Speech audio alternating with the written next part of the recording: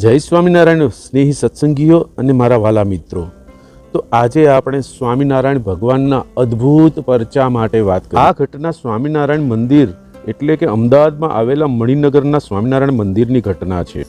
આ ઘટનામાં પાત્રોના નામ બદલેલા છે અને આ વિડીયો તમે આખો જોશો તો તમને બહુ જ મજા પડી જશે. મિત્રો, તમે નવા હો તો આ વિડીયોને પ્લીઝ લાઇક કરજો, શેર કરજો અને સબસ્ક્રાઇબ કરજો અને અમારી આ ચેનલને સબસ્ક્રાઇબ કરી બેલ આઇકનની ઘંટી ઉપર દબાવી દેજો, જેથી અમારા ધાર્મિક વિડીયો આપ સુધી તુરંત પહોંચતા રહે. તો લો, હવે આપણે વિડીયોની શરૂઆત કરીએ. વલસાડથી નજીક એક નાનકડા ગામમાં કાનજીભાઈ નામના એક સજ્જન પુરુષ રહેતા હતા.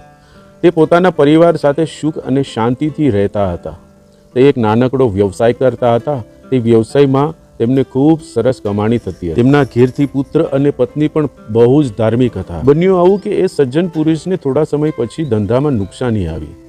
નુકસાની તો આવી, પણ ધીરે ધીરે એવી પરિસ્થિતિ આવી ગઈ કે તેને ઘર પણ વેચવું પડ્યું અને ગાડી પણ વેચવી પડી. તેમની પાસે કોઈ ધંધો ન રહ્યો, કોઈ આધાર ન રહ્યો. હવે તો તેમને એટલી તકલીફ આવી ગઈ કે ઘરમાં ખાવાની પણ વાંધા થઈ ગયા. આવા સમયે ન કોઈ સગા સંબંધીએ સાથ આપ્યો, ન ભાઈ, ન બહેન કે ન કોઈ મિત્રોએ સાથ આપ્યો. તે સાવ જ એકલા પડી ગયા હતા. એટલે તેમના મનમાં એવો વિચાર આવ્યો કે હવે આ શહેર છોડીને આપણે બીજા કોઈ શહેરે જવું જોઈએ. અંતે તેમણે નિર્ણય લીધો કે અમદાવાદ શહેરમાં મણિનગરમાં વસવાનું નક્કી કર્યું. આ સજ્જન પુરુષ ધાર્મિક તો હતા, પણ હરિભગત નહોતા. અમદાવાદમાં આવીને તેમણે નોકરીની ઘણી તપાસ કરી હતી, પરંતુ નોકરી મળતી નહોતી અને વેપાર કરવાના તો તેમની પાસે પૈસા હતા જ નહીં.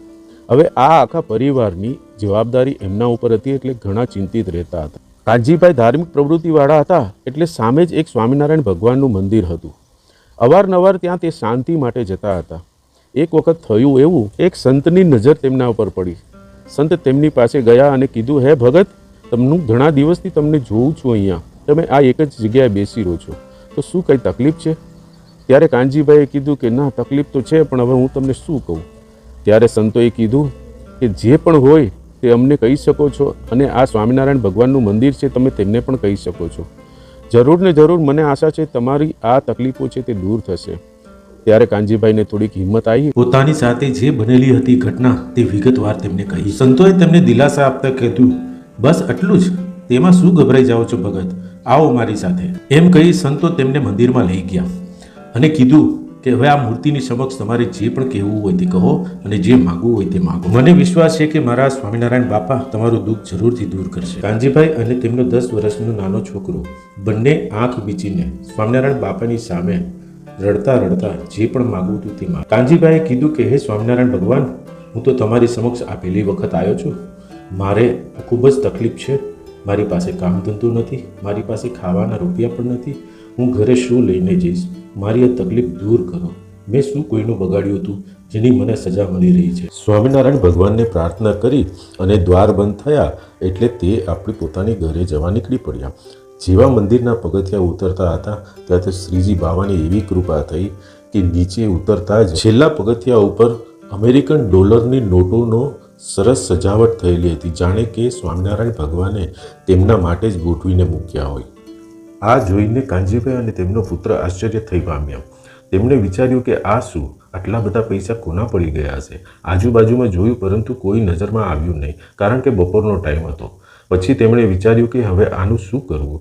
તેમણે બધા પૈસા લઈ લીધા અને પૈસા તો તેમણે ઉપાડી લીધા, પણ મનમાં સંશય થતો હતો કે આ પૈસા કોના હશે, આપણે લેવાય કે ના લે. એ ખાતરી માટે તેણે તેના પુત્રને પણ પૂછ્યું, બેટા હવે આપણે શું કરીએ? ત્યારે પુત્રનો જવાબ પણ એવો આવ્યો કે પપ્પા, આ તો મંદિરની પરિસરમાંથી પૈસા મળ્યા છે, માટે આ આપણા ન કહેવાય અને આપણે ન લેવાય. તો બેટા હવે આપણે શું કરવું જોઈએ? ત્યારે પુત્રએ જવાબ આપ્યો કે આ જીના છે તેને આપણે પહોંચાડવા જરૂરી છે, માટે આપણે એક કામ કરીએ, જે સંતોએ આપણને મળ્યા હતા એ સંતના હાથમાં આપણે આ પૈસા આપી દઈએ અને આ વાતની જાણ કરીએ. કીધું, બેટા ઠીક છે, તારી વાત સાચી છે. પછી તેઓ તે સંત પાસે ગયા અને તે સંતને આ પૂરી કહાની કીધી. સ્વામીને તો ખબર જ હતી કે આ જરૂર ને જરૂર ભગવાનનો ચમત્કાર છે, પણ છતાંય તેણે એમ કીધું, લો કાનજીભાઈ, તમે શું કહેવા માંગો છો? ત્યારે એમણે કીધું કે આ પૈસા અમારા નથી, તો આ પૈસાનું અમારે શું કરવું? સ્વામીએ કીધું, ભલે તમે જેમ કહો છો એ પ્રમાણે આપણે આ કવરની અંદર આ રૂપિયા મૂકી દઈએ. 1 મહિનામાં જેના હશે તે લઈ જશે, અને જો કોઈના નહીં હોય, લેવા નહીં આવે, તો 1 મહિના પછી આ પૈસા હું તમને આપી દઈશ. તમારે જે રીતના ખર્ચવા હોય તે રીતના ખર્ચી લેજો. અને એ કહીને કવરની અંદર એ પૈસા મૂકી દીધા. હવે કાનજીભાઈ ઘરે જવા માટે જ્યારે મંદિરમાંથી નીકળ્યા ત્યારે સામે એક વ્યક્તિ તેમને સજ્જન પુરુષ નજરમાં આવ્યા. એ સજ્જન પુરુષે તેમને કીધું કે ભાઈ તમે શું કરો છો? ત્યારે તેમણે કીધું કે અત્યારે તો મારી પાસે કોઈ કામ નથી. ત્યારે સજ્જન પુરુષે કીધું મારી દુકાન છે દરજીની, તો તમે દરજી કામ શીખો, હું તમને દરજીનું ખૂબ કામ આપીશ. ત્યારે કાનજીભાઈ નક્કી કર્યું કે હા, હવે હું દરજી કામ કરવા તૈયાર છું, હું શીખીશ અને કામ કરીશ, જેથી કરીને ઘરનો ખર્ચો તો નીકળે. આ સઘળી ઘટનાનો કાનજીભાઈ ગંભીરતાથી વિચાર કર્યો તો એને લાગ્યું કે દર્શન માત્ર અને મારા પ્રાર્થના માત્રથી સ્વામિનારાયણ ભગવાને જો આ ધંધો પણ આપ્યો અને રૂપિયા પણ આપ્યા, તો હવે મારે સ્વામિનારાયણ ભગવાનને કંઠી બાંધવી જોઈએ અને મારે સ્વામિનારાયણ ધર્મ અપનાવવો જોઈએ. બીજા જ દિવસે પિતાએ અને પુત્રે બંનેએ કંઠી પહેરી અને સ્વામિનારાયણ ધર્મ અપનાવ્યો. અને કદાચ ભગવાને પણ એવું વિચાર્યું કે જો આ બીજાના પૈસા સમજીને તેમને મંદિરમાં પરત આપી દીધા છે, તો સ્વામિનારાયણ ભગવાન કહે છે કે મારે પણ આ ભગતને કામ ધંધો અને કમાણી જરૂર આપવી જોઈએ. ભગવાનના આવા ચમત્કારથી કાનજીભાઈ ફરી કામ ધંધે લાગી ગયા અને કામ ધંધે એવા લાગ્યા કે એમને પોતાની દુકાન પણ કરી લીધી. એક નહીં, બે દુકાનો થઈ ગઈ અને ગાડી પણ આવી ગઈ. એમ કરી અને ભગવાનની મહેરબાનીથી, ભગવાનના આશીર્વાદથી તેમનો પરિવાર ફરી સુખી અને સમૃદ્ધ જીવન જીવવા લાગ્યા. કાનજીભાઈ અને તેમનો પુત્ર રોજ સવારે નિયમ પ્રમાણે પૂજાપાઠ કરતા અને પછી જીવન નિર્વાહનું જે તે કામ કરતા, કામ ધંધે જતા અને ખૂબ સુખેથી રહેતા. તો મિત્રો, આ હતો સ્વામિનારાયણ ભગવાનનો પરિચય. મિત્રો, આપને આ વિડીયો કેવો લાગ્યો? જો સારો લાગ્યો હોય તો પ્લીઝ આ વિડીયોને લાઇક કરજો અને અમારી ચેનલને સબસ્ક્રાઇબ કરજો. બેલ આઇકનની ઘંટી ઉપર દબાવી દેજો, જેથી કરીને અમારા વિડીયો જલ્દીથી જલ્દી આપ સુધી પહોંચતા રહે. તો લો મિત્રો, જય સ્વામિનારાયણ.